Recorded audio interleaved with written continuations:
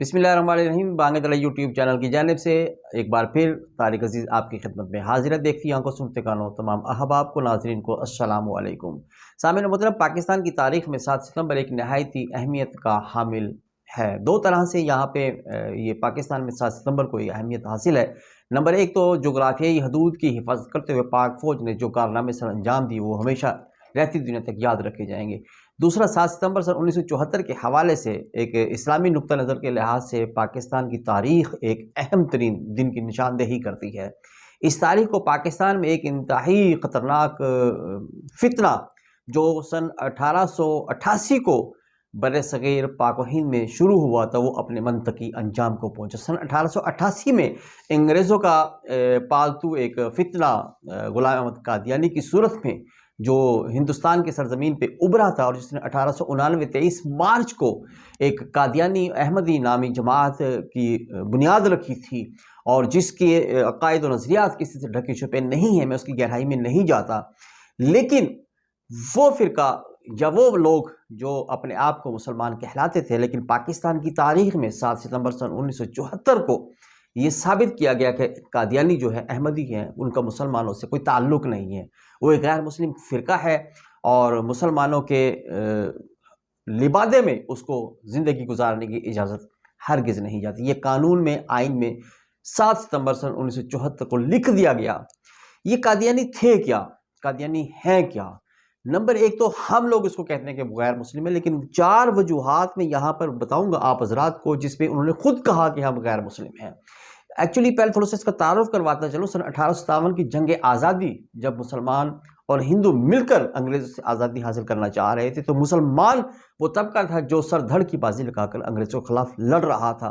اس دوران میں انگریزوں نے جہاں مطلب ڈیوائیڈ اینڈ رول کی پالیسی اختیار کرنا چاہی، اسی پالیسی کے تحت سن 1857 کی جنگ آزادی میں 16-17 سال کا یہ غلام احمد قادیانی، مرزا غلام احمد قادیانی انگریزوں کے ہتھے چڑھ گیا، اور اس کی تربیت کی گئی، اور سن 1899 میں اس نے انگریزوں کے تربیت یافتہ انداز میں اپنے جھوٹے نبی ہونے کا دعویٰ کر دیا، اپنے مہدی آخر الزمان ہونے کا دعویٰ کر دیا، جس کی مسلمانوں نے شروع سے دن سے ہی مخالفت کرنا شروع کی تھی۔ چلتے چلتے عطا اللہ شاہ بخاری رحمۃ اللہ علیہ، وہ ایک عظیم ہستی تھی جنہوں نے ان کو آخر تک پہنچایا۔ سامعین مطلب 1899 23 مارچ کو اس نے احمدی جماعت کی بنیاد رکھ دی۔ یہ ایک انڈیا کا علاقہ ہے قادیان، گرمکھی قادیان، جو گرداسپور میں واقع ہے، وہاں پر ان کا مرکزی دفتر بنایا گیا۔ یہاں پر 4 بات جو میں آپ کے سامنے رکھنا چاہوں گا کہ جس کی بنیاد پر ہم کہہ سکتے ہیں کہ انہوں نے خود اقرار جرم کیا، انہوں نے خود کہا کہ ہم مسلمان نہیں ہیں۔ میں حوالہ دوں گا اپنے بھائی محترم عبدالجبار سلفی صاحب کی گزشتہ دنوں تقریر، جہاں سے میں نے اقتباسات یہ لیے ہیں۔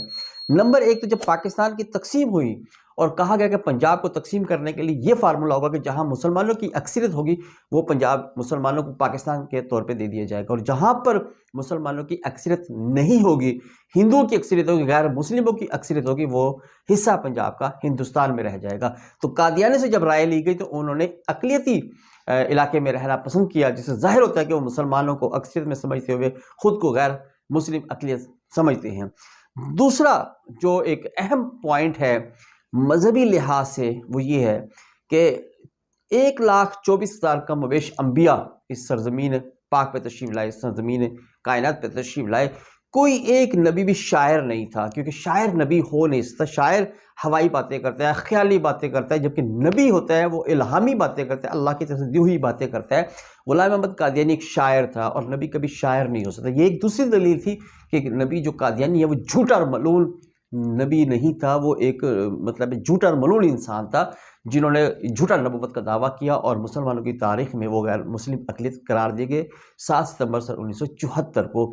تیسری دلیل جو دی گئی ہے قادیانی نے جو خود کو بنوایا ہے کہ وہ غیر مسلم ہے، وہ یہ ہے کہ جب پاکستان مارز وجود میں آ گیا تو پہلا وزیر خارجہ بدقسمتی سے جو بنایا گیا پاکستان میں وہ بھی ایک قادیانی تھا، سر محمد ظفر اللہ خان، جو قادیانی تھا۔ اس کو قادیانی کو ظفر اللہ خان سے جب کسی نے طنزاً پوچھا یا حقیقت کے طور پہ پوچھا کہ آپ سنا ہے کہ پاکستان مسلم ریاست کے وزیر خارجہ ہیں، تو اس نے کہا جیسا آپ چاہیں سمجھ لیں، مجھے مسلم ریاست کا ایک کافر وزیر خارجہ سمجھ لیں، یا کافر ریاست کا ایک مسلم وزیر خارجہ سمجھ لیں، جس سے ظاہر ہوتا ہے کہ وہ مسلمان اور غیر مسلم کی تفریق کرتا تھا. ظاہر بات ہے مسلمانوں کی اکثریت تھی پاکستان میں، تو مسلمان تو یہی تھے.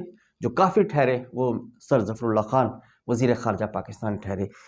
چوتھی جو اہم بات پاکستان کی تھی جس سے منوایا گیا کہ وہ کافر ہیں مسلمان نہیں، وہ 7 ستمبر سن 1974 جو ایک آخری دن تھا اپنے منطقی انجام کو پہنچا تھا قادیانی کے خلاف. اسی ساری ریہرسل کے دوران جب قادیانی کو بلا کر اسمبلی کے اندر موقف سنا گیا تو وہاں پر یہ قادیانی اپنی چالاکیوں سے مسلمان معصوم سادہ مسلمانوں کو ورگلا رہا تھا. تو وہاں پر ایک پوائنٹ مولانا مفتی محمود رحمۃ اللہ علیہ نے اخذ کیا اور پوچھا کہ 1 منٹ میں سوال کا جواب دیں.